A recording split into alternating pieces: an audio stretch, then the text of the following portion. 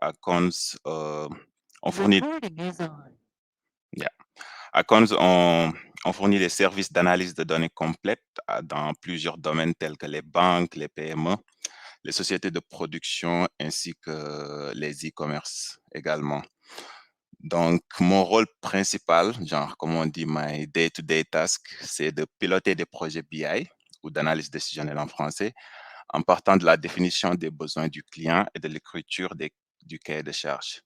Donc, principalement, on peut dire que je suis impliqué dans le cadrage du projet, donc définition des besoins avec les différentes parties prenantes, mais aussi je participe activement dans tout le processus de développement vu que je viens juste d'être promu senior, donc j'ai toujours hands-on.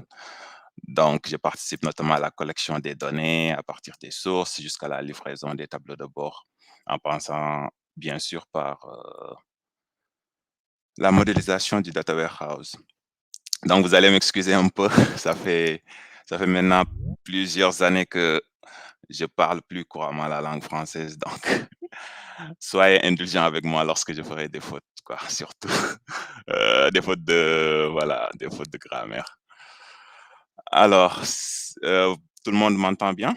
Juste pour confirmer.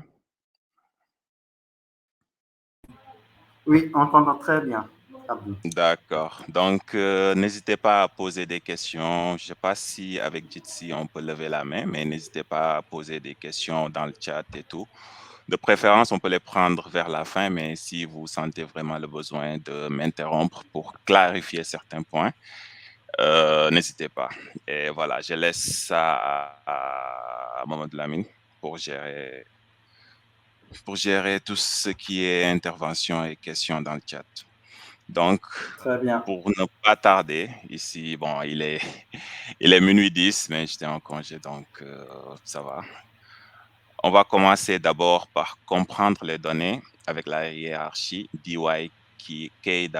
Donc, on va essayer vraiment de comprendre l'utilité des données, genre dans le mot data-driven, comme le titre du webinaire, on a le mot clé data, ce qui signifie données en français, comme nous le savons tous. Mais aujourd'hui, on ne va pas seulement se limiter à la traduction, mais nous allons plutôt essayer de comprendre ce qui est réel, ce que la data est réellement en s'appuyant sur le pyramide DYKW, qui signifie Data, Information, Knowledge and Wisdom, et qui est beaucoup sollicité par les experts lorsqu'ils veulent décomposer ou expliquer les données. Ensuite, on va parler de l'importance des données dans l'entreprise, pourquoi les entreprises devraient investir des milliers et des milliers ou disons même des millions pour mettre en place des projets data analytics ou d'analyse décisionnelle ou particulièrement appelés des projets BI. Ensuite, nous allons parler des premiers pas que les entreprises peuvent prendre pour adopter une culture orientée sur les données. Ensuite, nous allons parler des étapes d'un projet BI ou d'analyse décisionnelle. Principalement, la plus grande partie sera ici parce que voilà, j'imagine qu'il y a beaucoup d'étudiants et beaucoup qui font même la reconversion professionnelle pour se focaliser sur le milieu de la data. Mais bon, la BI en général, ça englobe tout ce qui est data analytics, data analyst, pas big data, parce que big data en général, c'est tout ce qui concerne les gros volumes de données. Ensuite, enfin, nous allons voir un exemple simple d'architecture BI avec Snowflake qu'on peut optimiser, mais aujourd'hui, j'ai préféré juste garder les choses simples et basiques. Maintenant, comme Mohamed l'a si bien mentionné, on ne va pas se limiter à juste cette session. On va également faire d'autres sessions qui seront plus pratiques. Donc, pour ceux qui sont intéressés à get hands-on, genre dans le futur, avec des outils comme Snowflake, Power BI, Google BigQuery, stay in touch. Donc, on va organiser d'autres formations ou d'autres webinaires qui vont vraiment se focaliser sur tout ce qui est technique. Mais aujourd'hui, j'ai fait exprès de me focaliser plutôt sur les concepts pour comprendre vraiment pourquoi les entreprises ont besoin d'analyser des données et d'investir. Alors, on peut commencer par la hiérarchie ou la pyramide DYKW, qui signifie, c'est l'acronyme de Data, Information, Knowledge and Wisdom. Les données, c'est quoi? Les données, ce sont les plus petites unités d'information factuelles qui peuvent être utilisées comme base de calcul, raisonnement ou de discussion. On peut avoir plusieurs types de données, comme sûrement beaucoup d'entre vous connaissent. On a des données structurées, ce qui concerne les tableaux Excel notamment. On a des données semi-structurées, les données JSON ou XML, qui proviennent généralement des API ou des serveurs. On a aussi les données log, qui sont des données qui proviennent des enregistrements qui sont transcrits en texte, notamment avec les centres d'appel. C'est beaucoup utilisé là-bas. Et on a les données non structurées, qui sont les documents Word et les documents PDF également, et tout type de texte. Donc, les données sans contexte ne servent à rien. Donc, de nos jours, on parle beaucoup de data is new oil. Les données sont maintenant le nouveau pétrole, comme on dit, mais si on n'ajoute pas, j'entends un peu de bruit, est-ce que vous pouvez mettre mute?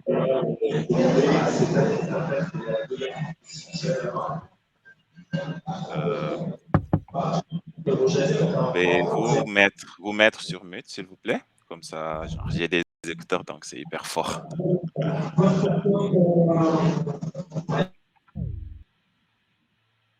OK. Merci. Et je disais, les données sans contexte ne servent à rien. C'est juste des tableaux Excel, c'est juste un document où on peut rien apprendre. C'est juste enregistré dans une base de données qui ne servent pas à grand-chose, mais sinon juste d'enregistrer des chiffres et du texte. Maintenant, les données qui sont mises dans leur contexte ou les données qui sont traitées ou mises en relation, après une analyse effectuée pour trouver des réponses genre aux questions qui, genre ça peut concerner les clients, quoi, c'est quoi les activités, quand, les périodes bien déterminées et où. Par exemple, si on peut avoir un business qui opère dans plusieurs pays. Donc ça déjà, on peut beaucoup faire avec en répondant à ces questions, on peut beaucoup faire avec après le traitement de ces données-là qu'on a eu à générer dans notre base de données ou qui ont été enregistrées dans un fichier Excel, ou même en parlant pour juste aborder un peu le big data, ça peut concerner le big data également avec les enregistrements vidéo streaming ou Netflix, par exemple, parce qu'eux, ils investissent beaucoup dans l'analyse des données. Donc, la deuxième étape de cette pyramide DIKY, c'est l'information. Donc, maintenant, les informations, on peut les identifier. On peut identifier des relations de cause à effet afin de contextualiser les informations obtenues avec les informations. Par exemple, disons qu'avec une équipe marketing, ils ont lancé une campagne et ils ont remarqué qu'à un jour X, genre, disons, le 1er du mois d'août dernier, ils ont eu une croissance de, disons, 300% en vente. Donc maintenant, comment ils peuvent comprendre l'origine de cette croissance? Donc, l'équipe marketing va confirmer dans ce cas. Je vais mettre le diaporama un peu. Vous arrivez à voir, c'est clair? Ou vous voulez que je mette un peu plus zoom? C'est bon pour moi. Pour les Bon, autres, vous pouvez ok. répondre dans le chat. Ouais, si c'est pas bon, dites-moi, je vais faire un zoom. Maintenant, comme je disais à mon exemple, les équipes marketing, pour comprendre et essayer de trouver la cause de cette croissance, bon, ça peut être une croissance ou ça peut être une décroissance aussi des ventes. Ils peuvent essayer de comprendre les raisons qui ont causé cet effet. Donc, en faisant le rapprochement entre une campagne marketing qu'ils ont lancée, disons, sur Facebook ou sur Instagram ou même sur TikTok et Snapchat, disons, en général dans les réseaux sociaux, ça peut confirmer cette théorie que cette campagne a pu générer cette croissance de 300%, par exemple. Donc ça, c'est une information qu'on a contextualisée, ce qui donne une connaissance. Et enfin, on a wisdom ou sagesse. Donc, cette étape, c'est ça. Par exemple, pour revenir à mon exemple, on peut décider dans le futur que chaque premier du mois, bon, je donne des exemples juste comme ça, hein, c'est pas des cas réels, mais juste pour vous aider à comprendre un peu. Chaque premier du mois, on va lancer une campagne sur Facebook parce que le mois dernier, ça avait généré une croissance de 200, 300, 400%.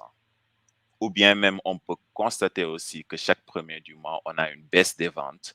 Et puis, on va essayer de voir qu'est-ce qu'on peut améliorer, notamment booster les ventes sur d'autres tuyaux ou canaux de vente également. Ça peut être on-site, dans les boutiques, ou bien ça peut être en ligne également. Donc, ça permet un peu de contextualiser les données et les comprendre. Euh, à quoi, comment on peut utiliser les données. Maintenant, on va essayer de voir l'importance des données dans l'entreprise. Donc, aujourd'hui, je vais vraiment me focaliser sur la partie théorique. Donc, ça, c'est très, très important parce que d'après mon expérience, bon, j'ai fait dans le Moyen-Orient 2 ans et demi ici, et puis on interagit avec tous les pays du Middle East, Koweït, Dubaï. On interagit aussi avec les pays de l'Égypte. Et récemment, on a commencé avec Southeast Asia, notamment Thaïlande. Mais ce qu'on a remarqué, c'est que beaucoup de seniors, des gens, disons, Chief Marketing Officer, des CMO ou des CFO, ne comprennent pas l'importance des données. Bon, ils comprennent le business, ils sont orientés business, mais ils ne comprennent pas l'utilité et l'importance des données qui sont centralisées pour avoir un seul point de vérité, ce qu'on appelle en anglais single point of truth. So, j'aimerais bien commencer avec ce quote de Peter Drucker. Il dit, You can't improve what you don't measure. So, on ne peut pas améliorer ce qu'on ne mesure pas. Donc, pour améliorer, par exemple, les ventes, si on ne connaît pas combien on a vendu hier ou le mois dernier ou l'année dernière, on ne peut pas aspirer à améliorer nos ventes dans le futur. Donc, le but d'une entreprise lucrative, en tout cas, c'est d'augmenter ses profits. Donc, il faut bien mesurer ces données, mesurer les activités de l'entreprise, notamment l'activité principale, s'il s'agit d'une activité qui vend des produits ou qui vend des services, pour pouvoir l'améliorer. Donc, les données sont au cœur de cette amélioration. Donc, les données doivent être utilisées comme un outil de prise de décision stratégique principalement. Donc, les données sont la porte d'entrée vers de nouvelles opportunités et son utilisation est limitée à la quantité générée et augmentée à un rythme exponentiel. Donc, les données, ils peuvent même nous aider à découvrir des marchés qu'on a négligés. Par exemple, une entreprise qui vend, disons Amazon, par exemple, que tout le monde connaît, je pense. Donc, si Amazon se rend compte qu'en Afrique, parce qu'eux, ils opèrent en région, donc par continent même, disons, pour parler un peu de stratégie du top management. Donc, ils vont voir que, par exemple, en Asie, ils sont en train de faire moins de ventes comparé à l'Europe. Donc, il peut y avoir plusieurs facteurs. Peut-être il y a d'autres concurrents, peut-être les produits qui sont en train de vendre n'est pas adapté. Donc, tous ces genres de choses, pour les comprendre, on ne va pas essayer de deviner ce qui se passe comme je suis en train de faire. Ils vont essayer d'utiliser les données à travers des tableaux de bord qu'on va voir dans les slides suivantes pour comprendre l'origine vraiment de cette disparité. Donc, dans le cadre de ces activités, une entreprise doit constamment prendre une décision stratégique en toute connaissance de cause. Donc, c'est juste ce que je disais, genre, que ça soit une décision à court et à long terme, ça ne doit pas être décidé par le top management juste avec des suppositions. Donc, ça doit être bien clair et bien précis et soutenu par des données qui peuvent être descriptives, par exemple, ce qui leur montre ce qui est en train de se passer D'ailleurs, c'est le but des tableaux de bord opérationnels. Et c'est en triant, analysant et exploitant les données les plus pertinentes qu'il est possible de mettre en place des stratégies performantes. Donc, seulement après avoir analysé ces données, ils pourront mettre des stratégies plus performantes pour améliorer leur chiffre d'affaires, qui est le but final. Donc, pour revenir à mon exemple, si Amazon est en train de perdre de l'argent, parce qu'on dit que si on ne gagne pas de l'argent, on est en train de perdre. Donc, s'il est en train de perdre de l'argent, pour revenir à l'exemple en Asie, donc ils vont essayer d'analyser leurs données, d'analyser leurs ventes, prendre des périodes bien déterminées. Ils ne vont pas prendre toutes les années parce que peut-être il y a des années où ils ont fait plus de ventes en Asie qu'en Europe. Et essayer de comprendre vraiment quelle stratégie mettre en place, bien sûr soutenue par des données, pour pouvoir peut-être augmenter leur warehouse, genre leurs entrepôts, ou bien diminuer le temps de livraison qu'ils sont en train de faire en Asie. Peut-être ça prend beaucoup plus de temps, ce qui est unlikely, genre ce qui ne devrait pas arriver parce que tous les produits qui viennent, qui sont vendus en Europe et aux États-Unis sont principalement fabriqués en Asie. Mais bon, c'est juste un exemple. Ensuite, juste quelques exemples dont j'ai cru ajouter ici. C'est ces tableaux de bord où l'analyse de ces données-là peut permettre d'avoir une vue d'ensemble des activités de l'entreprise. Bon, je ne vais pas tarder sur ça parce que c'est juste ce que je viens d'expliquer. Ensuite, il peut utiliser ces données pour avoir une vision 360 du client. Une vision 360 du client, c'est comprendre sa clientèle, comprendre leur comportement, comprendre ce qu'ils veulent, quand est-ce qu'ils achètent, qu'est-ce qui leur pousse à acheter. Toutes ces questions-là doivent être répondues d'une manière très concrète, genre avec des données. Et le comportement des clients peut être traqué, peut être suivi, disons, pour établir des relations de cause à effet, comme j'ai mentionné dans le slide précédent, et mettre des stratégies pour voilà, proposer de nouvelles choses aux clients. Ensuite, l'analyse des données aussi peut permettre de connaître son positionnement vis-à-vis du marché et de la concurrence. Donc, pour connaître sa position dans le marché, il faut bien connaître les données de ses concurrents. Pas les données exactement, mais les entreprises publiques, par exemple, ils communiquent leurs chiffres d'affaires en public, donc tout le monde les connaît. Donc, c'est une bonne occasion de traquer toutes ces informations-là et de les comparer dans un tableau de bord, par exemple, et connaître combien on a vendu, le profit qu'on a eu comparé à ses concurrents. Donc, ça aussi, ça peut être très, très utile pour, euh, pour la croissance de l'entreprise. Et enfin, justement, pour revenir au point dont je parlais de la concurrence, l'optimisation des prix d'un produit ou d'un service. Donc, si on se rend compte qu'on est en train de vendre plus cher un produit X comparé à notre concurrent Y, on essaie de diminuer le prix sans pour autant entacher notre profit qu'on est en train de gagner sur notre produit. Parce qu'une entreprise qui n'a pas de profit et qui ne fait pas de marge, genre, il ne va pas faire long feu, disons. Donc, tout ce dont j'ai parlé dans le slide précédent et dans ce slide, ce n'est pas les données qu'ils vont analyser, mais comment ils vont voir ces données. Ces données seront traitées, transformées, présentées sous forme de tableaux de bord. Donc, les différents types de tableaux de bord, on va les voir juste dans le slide suivant, après celle-ci. Donc là, avant juste d'entrer vraiment dans le technique, on va essayer de commencer à parler de culture donnée. Genre, c'est quoi une entreprise qui est orientée données, comme on dit, data-driven dans le milieu.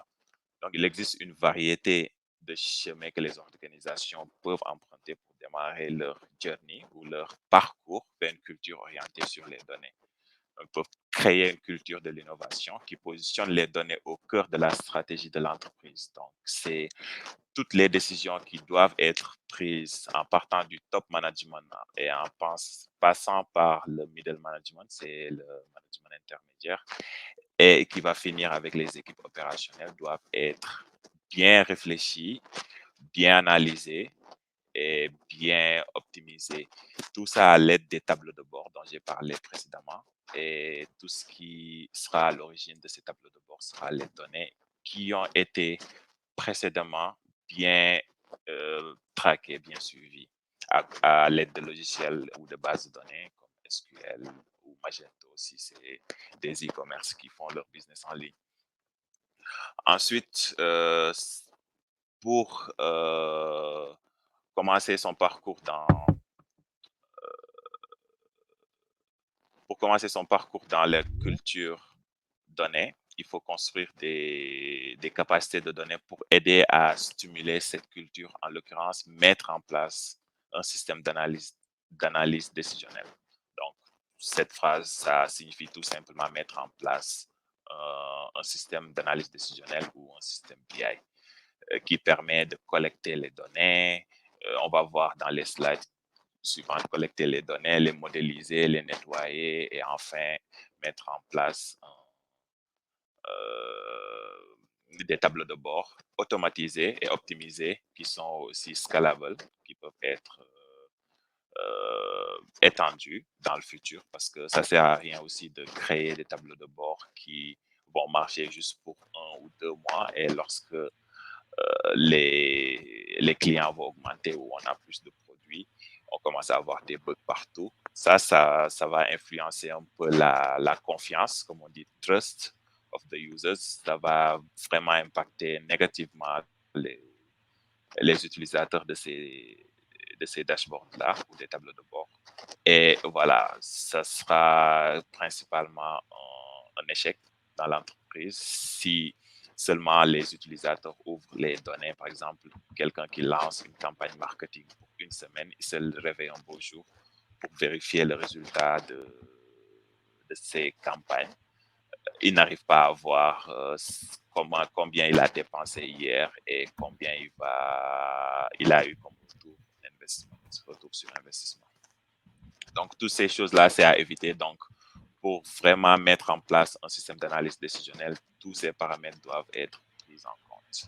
La scalabilité est un des points clés dans un projet BI. Donc, voilà, pour une culture orientée données, bon, il y a les experts AWS, Amazon Web Services, ils ont donné les 4 E, hein, c'est genre eliminate data blockers, educate everyone, engage in data-driven decision making, and enable frontline action. Donc, le premier point principalement, c'est d'éliminer tout blocage au sein de l'entreprise. Donc, ils ne veulent pas commencer la transformation. Bon, on parle de transformation digitale, mais la BI vient après la transformation digitale parce que tout doit être suivi numériquement, mettre en place un projet BI. Ça, c'est après la transformation digitale. Bon, il y a beaucoup qui ont parlé de transformation digitale ces 3 à 5 dernières années, mais la BI vient juste après.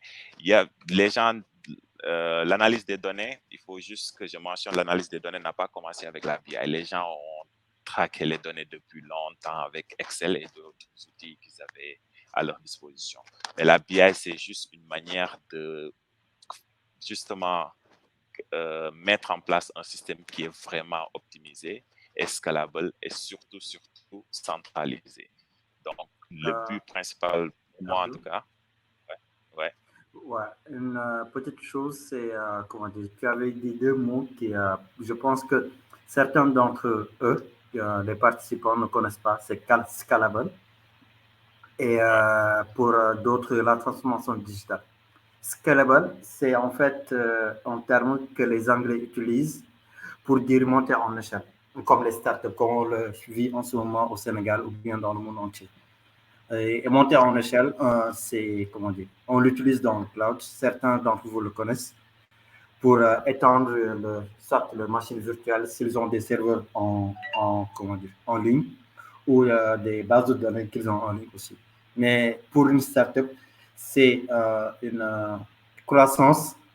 Si on dit qu'une startup est scalable, ça veut dire que comment dire, ça a une vitesse d'adoption exponentielle sur tous les domaines. Il change carrément, il disrupte, comme on le dit, comment dire, le marché où il est. Et pour Ouais, c'est une terminer, la forte transformation croissance. digitale. Voilà. Une très forte croissance. Ça se traduit par Ouais, merci.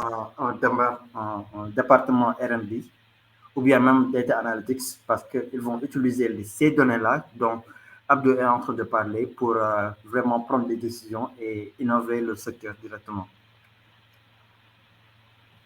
Ouais, correct. Tu voulais parler de la transformation digitale aussi. Voilà. La transformation digitale, en fait, c'est pas simplement le marketing digital, mais c'est l'implication des technologies dans tous les départements. Un des domaines qu'on va utiliser, par exemple, dans une transformation digitale, c'est un projet d'analyse de données, par exemple, parce que ça va améliorer l'innovation. C'est pas simplement cela, mais on va automatiser les tâches qui sont répétitives pour, par exemple, envoyer des emails à chaque personne qui remplit un formulaire. On lui envoie directement un email au lieu que le marketeur ou bien le commercial le fasse tout le temps, répétitivement, chaque fois que quelqu'un fait entrer son nom, son prénom et le domaine où il est, euh, il va faire un modèle d'email qu'il va envoyer à comment dire, chaque personne d'une entreprise cliente, par exemple, ou analyse de données pour mettre en tableau de bord et prendre des décisions. Il y en a d'autres qu'on va pas énumérer ici, mais c'était juste cela que je voulais partager avec vous pour les jeunes qui sont là, sachent c'est quoi ces deux termes-là, parce que c'est, comment dire, ce sont des domaines en fait que toutes les entreprises vont plus en plus parler comment dire, pour amener beaucoup plus de valeur à leur domaine. Voilà. Ouais, merci, Lamine, pour cette clarification. Je pense que c'était très important de préciser parce que, ouais, genre, je prends pour acquis. Je connais pas trop l'audience. Bon, on en a parlé juste avant l'appel, mais voilà, c'est très important aussi de clarifier ces termes de la transformation digitale parce que ça peut être misunderstood, genre, ça peut être mal compris par beaucoup de gens. Donc, ouais, merci pour cette clarification. Bon, je t'ai envoyé juste une image de comment je vois la présentation avec Jitsi. Donc, tu me dis si c'est la même chose dont vous voyez parce que j'ai l'impression que c'est un peu petit. Si Pour tu peux moi, ça juste me va. Je ne dire. sais pas pour les autres. Ouais, Répondez dans le chat. Est-ce que vous voyez bien comment dire, les ouais, slides et les écritures?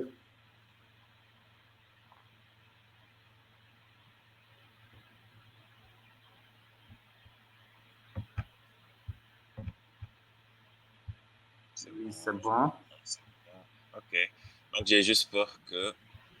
Je sais pas comment ça se. Bon, je sais pas comment ça s'affiche, mais moi, C'est on peut comme voir. tu le vois, hein, comme tu le vois en ce moment. Ok, mais. Il y Ok. a Fadimba qui ne, moi je vois plus le slide. Bon. Et maintenant? Comment dire? Fadimba, si tu T'arrives à- regardes sur le profil de Abdou, il y a un où il y a le nom A et il y a l'autre que tu vas voir pour, comment dire, regarder le slide. Sûrement plein de connexions. Ok. On peut poursuivre. Si. Ah, ok, ok.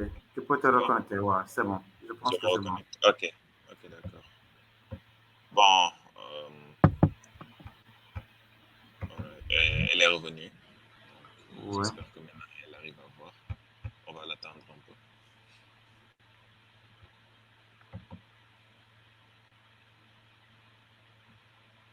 c'est bon, merci. Voilà. Tu peux y aller, Ok. Abdou.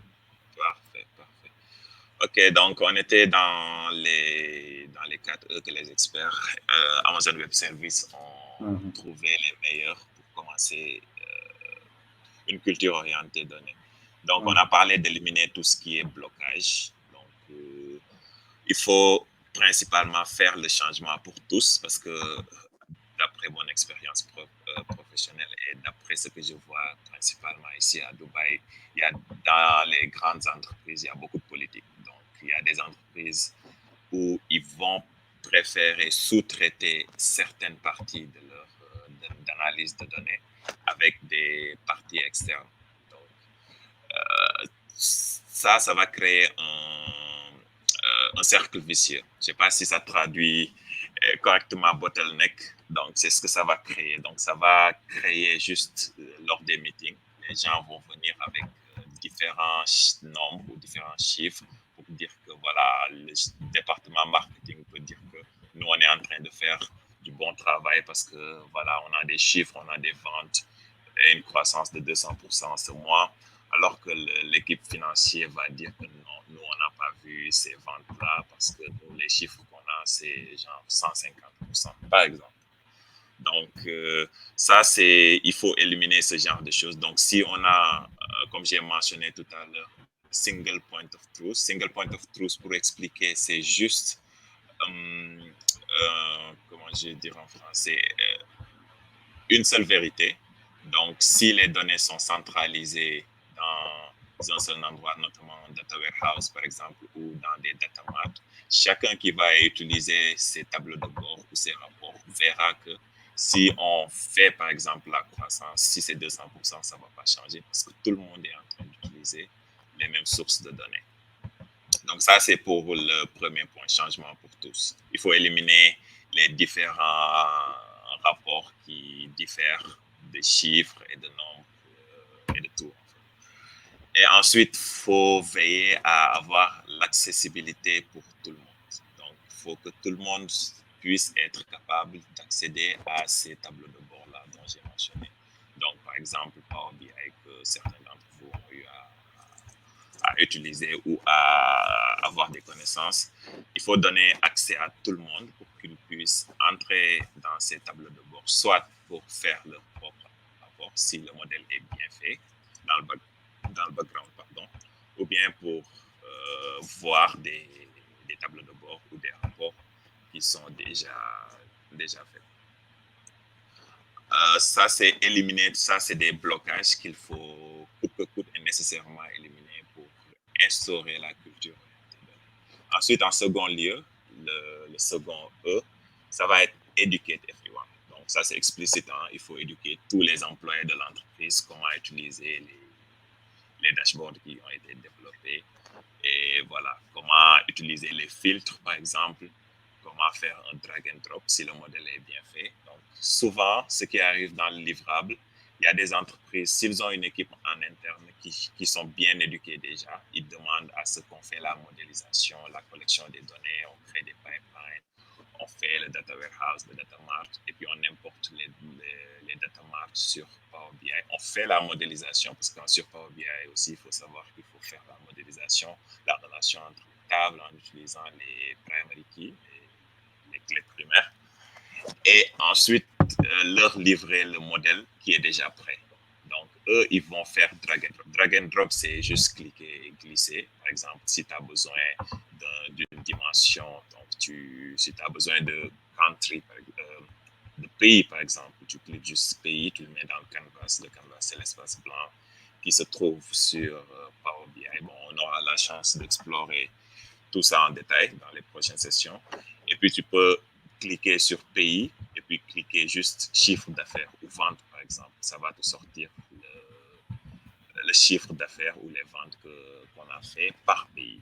Donc, ça, c'est un exemple d'éducation qu'il faut faire à tous les employés pour qu'ils puissent être à l'aise et pouvoir utiliser les tableaux de bord ou le modèle qui est déjà établi en interne. Ensuite, le troisième E, c'est engage in data-driven decision making. Donc, il faut faciliter l'engagement dans une prise de décision soutenue par les données. Donc, tous les dashboards qui ont été faits doivent être vraiment transparents et d'une manière que tout le monde s'y retrouve parce qu'on ne peut pas faire des dashboards qui ne sont pas en adéquation avec les vrais chiffres. Par exemple, si on a 5 sources de données, par exemple, on a 2 canaux, on a in-store, ce qui est principalement suivi par les ERP, et aussi on a une boutique en ligne. Donc, les boutiques boutique en ligne, en général, c'est storé. On utilise Magento pour les boutiques en ligne. Donc, si on oublie une source de données et que l'équipe marketing, chaque fois, ils prennent en compte, parce que eux, ils ne laissent rien tomber, parce que c'est leur boulot aussi, ils vont avoir des chiffres qui seront chaque fois plus élevés que les autres, ce qu'ils ont. Donc, là, il y a un problème. Donc, si vous faites des tableaux de bord que une équipe ils n'ont pas confiance à ces données, ça sera très très difficile d'instaurer cette culture de données dans l'entreprise vu que le travail, tout le projet, les sacrifices, surtout l'argent, le budget, parce que pour faire un projet bien, quand même, il faut un budget, même si les retombées ou le retour sur investissement n'est pas visible dans le court terme, mais c'est loin d'être trivial. Donc, pour revenir à ça, engage in data-driven decision making, donc il faut la confiance de tout le monde pour pouvoir utiliser ces données-là. Et ensuite, enable frontline action, ça c'est encourager les équipes opérationnelles à agir en mettant les données en avant. Donc d'habitude, ce qui arrive dans les entreprises, c'est on a une architecture top-down ou verticale. Donc les décisions viennent du top management. Ensuite, c'est discuté là-bas. Ils passent ça avec les managers, aux managers intermédiaires pour ensuite les donner à ceux qui exécutent, par exemple, le marketeur, par exemple, ou le digital marketeur, ou disons le financier pour qu'ils exécutent. Donc, il faut encourager, par exemple, les équipes marketing. Bon, je parle souvent de marketing parce que c'est les cas d'utilisation dont j'ai eu le plus à travailler. Donc, je connais inside and outside de comment ça fonctionne. Donc, si un marketeur décide de lancer une campagne ou décide de changer quelque chose sur le site web, parce que croyez-moi, un bouton, une couleur de bouton sur un site web peut faire la différence sur les ventes. Comme pas possible, ça peut paraître terre à terre, mais voilà, les clients en ligne, il faut les considérer comme des gens de 13 ans, moi y compris, parce que nous aussi, dès que l'émotion est impliquée, tout n'est pas fait à tête réfléchie. Donc, il faut encourager les équipes qui sont les équipes opérationnelles, ceux qui sont en contact avec les clients, de prendre des décisions, mais pas basées sur leur intuition, mais basées sur le résultat de l'analyse des données ou des tableaux de bord. Donc, ça, c'est le dernier point, les 4 E. Donc, vraiment, si vous voulez, genre, je pourrais partager ça en email, cette présentation. Donc, vous pouvez creuser en profondeur parce que chaque point, on pouvait passer des heures à en discuter sans pour autant finir. Parce que j'ai essayé vraiment de regrouper pour essayer de faire comprendre l'utilité des données et pourquoi il faut instaurer une culture orientée données. Et pour revenir à l'éducation, genre, beaucoup de nos clients actuellement, on est en train aussi de faire d'énormes efforts pour les éduquer avec les données. Donc voilà, c'est très important. Maintenant, on va entrer un tout petit peu dans la partie technique. On va commencer par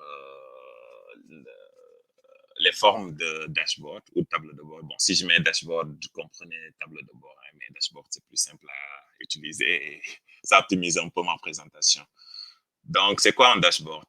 C'est d'après Power BI, genre par exemple, si on prend l'exemple de Power BI, un tableau de bord. Power BI, c'est une page, souvent appelée Canvas, c'est ce dont je parlais maintenant. C'est un espace blanc ou un tableau blanc, disons, qui utilise des visualisations pour raconter une histoire. Raconter une histoire, ça fait penser directement au storytelling. Genre. Mais ça, c'est tout un topic qu'on peut faire plus tard. Bon, là, il nous reste peu de temps. Mais en ce qui concerne le storytelling, c'est vraiment, vraiment puissant. Et ça vient après le développement, en fait, d'un projet BI. Donc, principalement, on a 3 types de tableaux de bord. On a les tableaux de bord opérationnels, ce dont j'ai parlé tout à l'heure. Donc, les tableaux de bord opérationnels, ils répondent à la question que se passe-t-il maintenant? Donc, un tableau de bord opérationnel est utilisé pour surveiller les données en temps réel ou transactionnel par rapport aux indicateurs clés et aux KPI. Donc, le KPI, c'est quoi? C'est tout simplement un Key Indicator Performance ou en français, on les appelle les indicateurs clés de performance. C'est des indicateurs d'une entreprise qui permettent de mesurer une performance. Donc, ils sont nécessaires pour apprécier la situation réelle d'une entreprise et donc son état de santé en instant T. Donc, par exemple, les ventes, par exemple, c'est un KPI qu'il faut suivre. S'il s'agit d'une page Facebook et puis on veut connaître un de ces KPI, c'est le nombre de vues. Par exemple, une vidéo YouTube, pardon. C'est le nombre de vues. Ça, c'est un KPI. Le temps de vue des utilisateurs, ça aussi, c'est un autre KPI. Donc, les tableaux de bord opérationnels sont conçus pour être intégrés tout au long de votre flux de travail quotidien. Donc, ils contiennent également souvent des informations contextuelles afin que les utilisateurs puissent explorer les données et les utiliser dans des processus de prise de décision. Donc, comme la campagne marketing dont j'ai juste fait allusion. Donc, voilà, ça c'est un exemple de tableau de bord opérationnel. Donc, on a une campagne, des coûts et des retours sur investissement, the cost and ROI. Donc, le revenu, le total profit qu'on est que, par exemple, ce business est en train de générer, c'est 290 000 dollars, 980. Et ils sont en train d'avoir une marge sur ce chiffre. Ils sont en train d'avoir 30% de marge, donc ce qui entre dans leur poche. Et ça, c'est le revenu total qu'ils sont en train d'avoir. Et voilà, vous pouvez voir d'autres métriques. Ça, c'est les impressions. Les impressions, c'est juste combien de fois, par exemple, la campagne a été vue quelque part. Ça s'appelle, c'est les créas, en fait, les visuels qu'on crée, un poster, par exemple, ou une petite vidéo. Combien de fois ça a été affiché, combien de fois ça a été vu par les utilisateurs. On a des clics, on a la conversion aussi sur les personnes qui ont vu ou qui ont cliqué, combien ont pu passer une commande.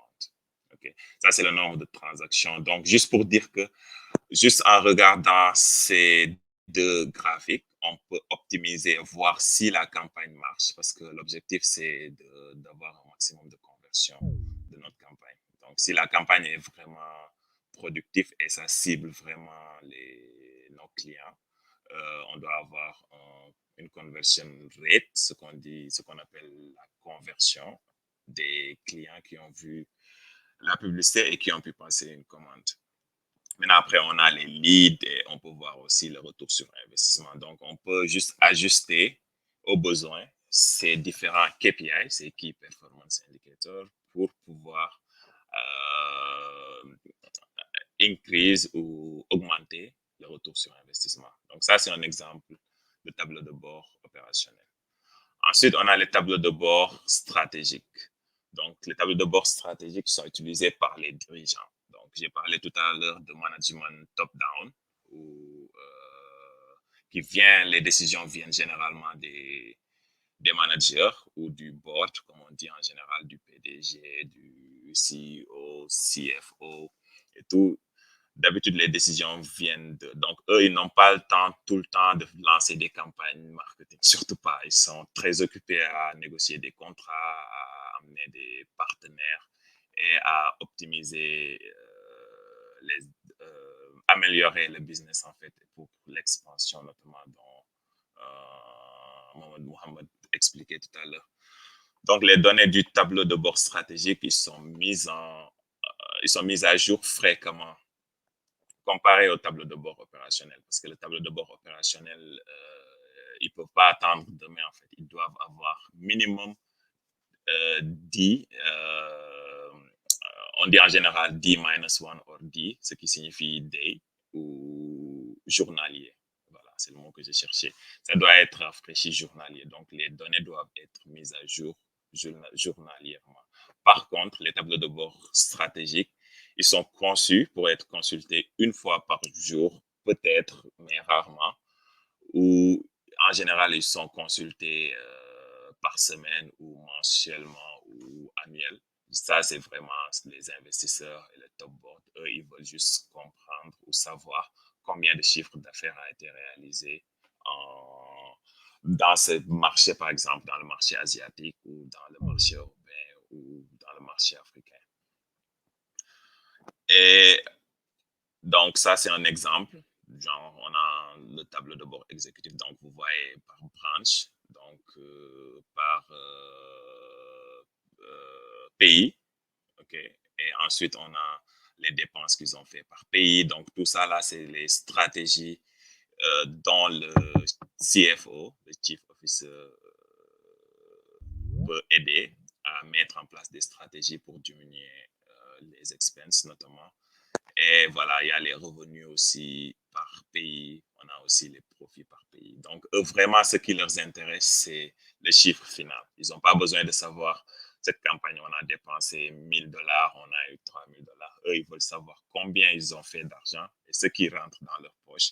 D'habitude, chaque fois qu'on met revenu, on met profit à côté. Parce que eux, c'est ça qui les intéresse. Parce que vous pouvez faire 1 million de revenus, mais si vous dépensez 1,5 million pour faire 1 million de revenus, ça, c'est un business à perte. Donc, ça ne les intéresse pas. Et si, dans le cas où ça arrive, ils vont prendre leurs mesures. Donc, le développeur bien, lui, il n'est vraiment pas concerné par ça. C'est à eux de décider. Nous, ce qui nous concerne plutôt, c'est de mettre à disposition ces données. Lorsqu'ils ont besoin de ça, ils ouvrent la plateforme Power BI ou Tableau ou Looker et ils vont voir ces chiffres-là. Et enfin, on a les tableaux de bord analytiques. Donc, ça aussi, c'est vraiment ouvert. Ça peut impliquer les data scientists avec les tableaux de bord analytiques, où ils utilisent le big data, ou ça peut impliquer aussi un simple data analyst ou un BI développeur. Par exemple, cet exemple, c'est une analyse qu'on appelle RFM. C'est Recency, Frequency and Monetary. Donc, c'est recency, ça veut dire quand est-ce qu'un client a acheté, la dernière fois qu'un client a acheté avec nous, en moyenne. Donc, ici, on voit que les 82, ça signifie que les clients, en moyenne, chaque 82 jours, ils passent une commande. La fréquence, c'est le nombre de fois que nos clients, ça, c'est tous les clients de la base de données, ils ont passé une commande. Et enfin, on a combien ils dépensent chaque fois qu'ils passent une commande, genre dans les paniers notamment. Donc, avec cette analyse, ça nous permet de faire une segmentation des clients et comprendre quels clients. C'est d'ailleurs lorsque des fois, si vous avez l'habitude d'acheter en ligne, vous recevez un promo code ou un coupon code. C'est en faisant ce genre d'analyse qu'ils connaissent à qui donner ces promotions, à qui s'adresser en fait pour leur encourager à faire plus d'achats dans l'entreprise pour faire avancer et croître le business. Donc, ça, c'est un tableau de bord analytics. Il y a aussi Market Basket Analytics. Also, ça, c'est l'association. Genre, quelqu'un qui achète du pain, il achète aussi des œufs. On sait qu'il va faire préparer un petit déj. Quelqu'un qui achète du poisson et des légumes, on sait que voilà, il va faire du chip, par exemple. Ça, c'est avec les Carrefour, par exemple, les grands distributeurs. Voilà, ça, c'est les principaux types de tableaux de bord ou de dashboard. Donc, à explorer aussi. Tout ça, là, c'est condensé ici, mais il y a beaucoup, beaucoup, beaucoup de cas d'utilisation que j'ai eu à voir et à collaborer avec les clients pour les mettre en place. OK, ça, c'est vraiment la partie technique. C'est les étapes d'un projet BI. Donc, la première étape, bon, il nous reste 2 slides. Hein. Je sais qu'il reste 4 minutes, mais voilà, Mohamed, on va essayer de finir ici. Et il reste juste un dernier slide après pour les outils qu'il faut utiliser. Et peut-être prochainement. Pour le temps, on peut continuer hein, si les autres n'ont pas Voilà, d'objection. ouais. On va essayer vraiment de finir ça. Bon, je vois que je n'arrivais pas à voir le chat, mais merci. Donc, des fois, je lance des termes anglophones, mais je vois que tu les traduis. Merci. Et tu mets les descriptions aussi. Merci pour ça. Ça marche. Ouais. Donc, la première étape en général pour mettre en place un projet BI, donc, ce que je remarque dans les grandes conférences Microsoft et Google ici dans le Middle East, parce qu'ici, il y a beaucoup d'Asiatiques, il faut connaître, il faut savoir qu'ici à Dubaï, il y a beaucoup d'étrangers, notamment les Indiens, les Pakistanais, les Égyptiens.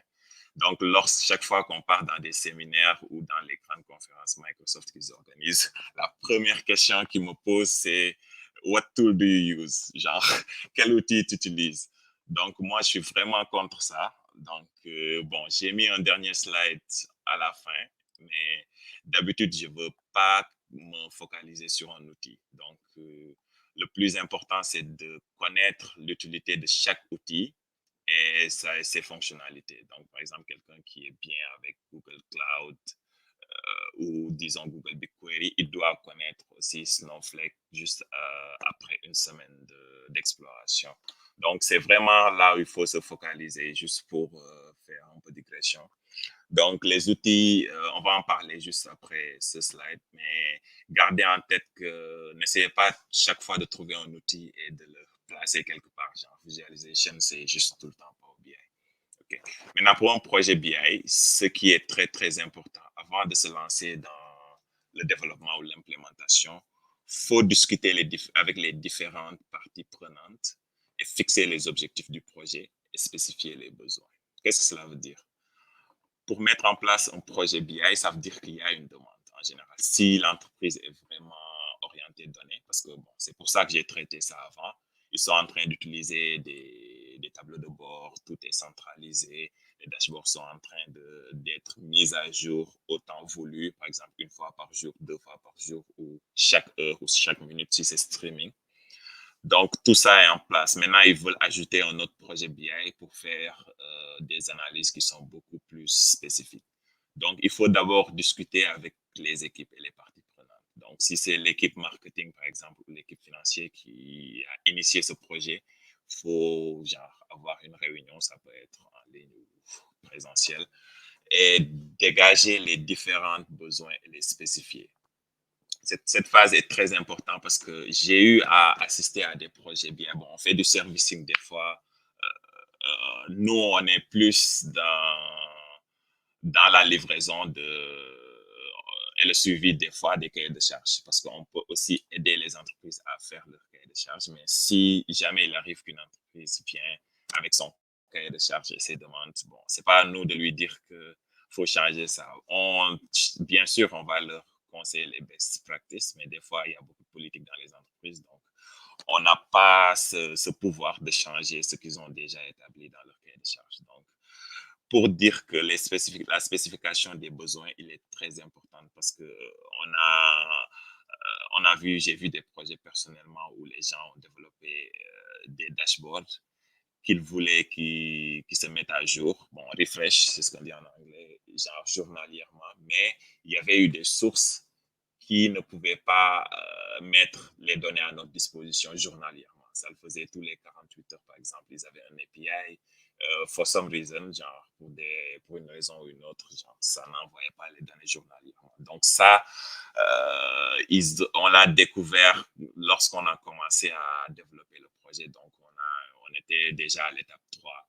Donc on a découvert ce problème. Donc on était obligé de retourner point 1 parce qu'il n'y avait plus cette relation de confiance sur leur cahier de charge pour analyser encore le cahier de charge et discuter les besoins.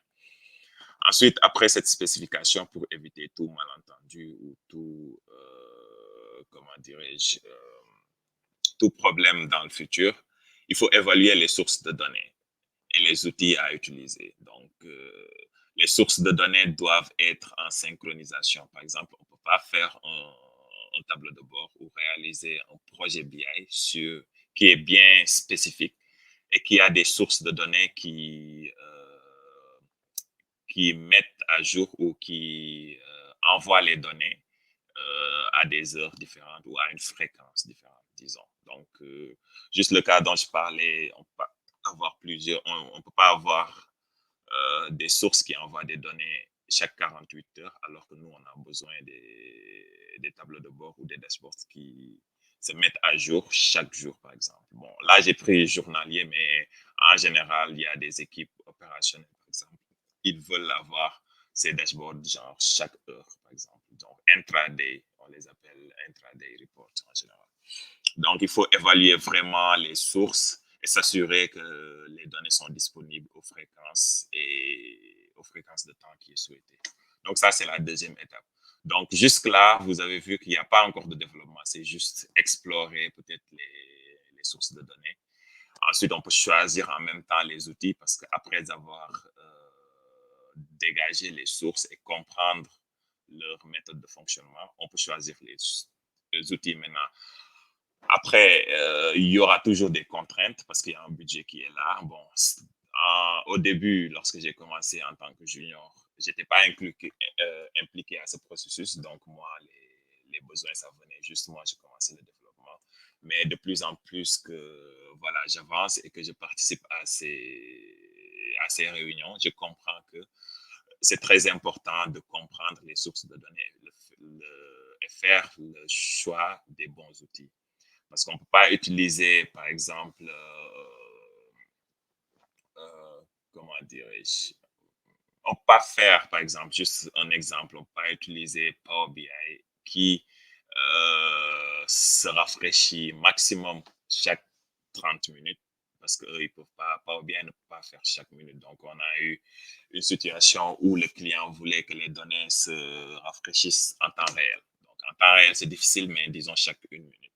Le temps de voilà, prendre les données de la source, le faire passer dans tout le processus de transformation et pour les afficher dans le tableau de bord. Donc, dans ce genre de cas, il est crucial de choisir un outil qui te permet qui répond à tes besoins. Par exemple, Power BI n'allait pas marcher, bon, ce qui est très rare, hein, mais genre dans ce cas, Power BI ne marchait pas, on était obligé de choisir d'autres outils comme Looker et voilà, et avoir Direct Query. Je sais que Power BI, il y a Direct Query, mais ça aussi, ça augmente les coûts d'une manière très, très drastique. Donc, c'est juste pour expliquer que le choix des outils est très, très important et il faut le faire minutieusement en fonction des besoins. Donc, il ne faut pas se focaliser. Si on est expert en Power BI, c'est bien. Genre, on peut trouver un boulot facilement en étant expert en Power BI, mais on sera très limité parce qu'on n'aura pas une vue qui est ouverte et une vue globale aussi des autres outils qui sont dans le marché et voilà, qu'il faut considérer à la concurrence aussi. Donc, pour la première partie technique, genre, c'est l'étape 3. En tout cas, sur ce processus ou ce workflow que j'ai établi ici, c'est la collection et la préparation des données. Donc, après avoir évalué les sources de données, il faut faire la collection des données et les préparer. En général, on utilise les outils ETL, donc extract, transform and load. On extrait les données d'abord, on les transforme et on les charge dans le data warehouse. Maintenant, il y en a qui parlent de ELT au lieu de ETL. Donc, ETL, c'est extract, transform and load. Mais ELT, c'est extract, load and transform. Donc, la transformation dans ce dernier cas, vient après le chargement. Donc, voilà, c'est ça, c'est le moderne, c'est les systèmes d'architecture d'analyse décisionnelle moderne. C'est maintenant ce qui se fait au lieu d'utiliser genre des outils comme Talend, je pense, que je n'ai pas eu la chance de beaucoup utiliser. On utilise des outils comme Fivetran, par exemple. On utilise des outils comme Funnel.io. Ils vont envoyer toutes les données brutes qu'ils ont. Parce que les données, ce qu'il faut savoir, que lorsqu'on les prend des sources, ils viennent d'une manière brute. Donc, sans transformation, tu peux avoir des textes avec des points virgules. Parce que, par exemple, si on a une base de données avec des commentaires, par exemple, le client, il ne va pas s'assurer de bien écrire les mots. Donc, c'est au BI développeur ou à l'ingénieur de faire toutes ces étapes.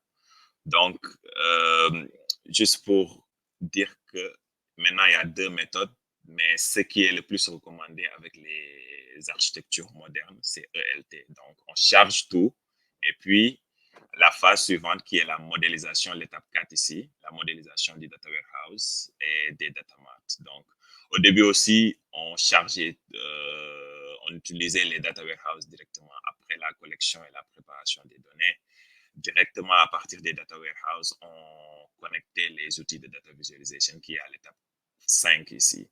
Mais maintenant, au lieu de directement connecter les outils de visualisation avec le data warehouse, c'est l'entrepôt de données. C'est là où on va collecter et centraliser toutes les données. Par exemple, si on a un API de notre site web, par exemple. Et on a aussi les données de campagne marketing qui sont regroupées, qui sont Facebook, Snapchat, Twitter et TikTok, qui sont regroupées dans une plateforme qu'on appelle Funnel.io. C'est beaucoup utilisé aussi par les marketeurs.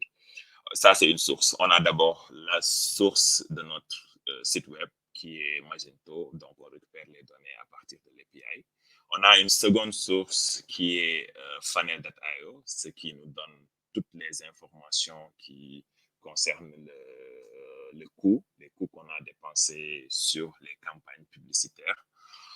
Disons, on a aussi une troisième source où on a les données qu'on a enregistrées en payant les influenceurs sur Instagram, par exemple. Parce qu'il y a beaucoup d'entreprises, ils font des campagnes et sur Facebook avec des posters et des créas, des visuels. Les créas, c'est les visuels, bon, j'ai eu à expliquer un peu précédemment. C'est les visuels ou les posters qu'on met sur Facebook et voilà, on vous met un bouton call to action, on l'appelle. Call to action, c'est juste ce que les marketeurs veulent que le digital marketer, dans ce cas, ils veulent que l'utilisateur ou le client fasse. Ça peut être envoyer un message si c'est demander un code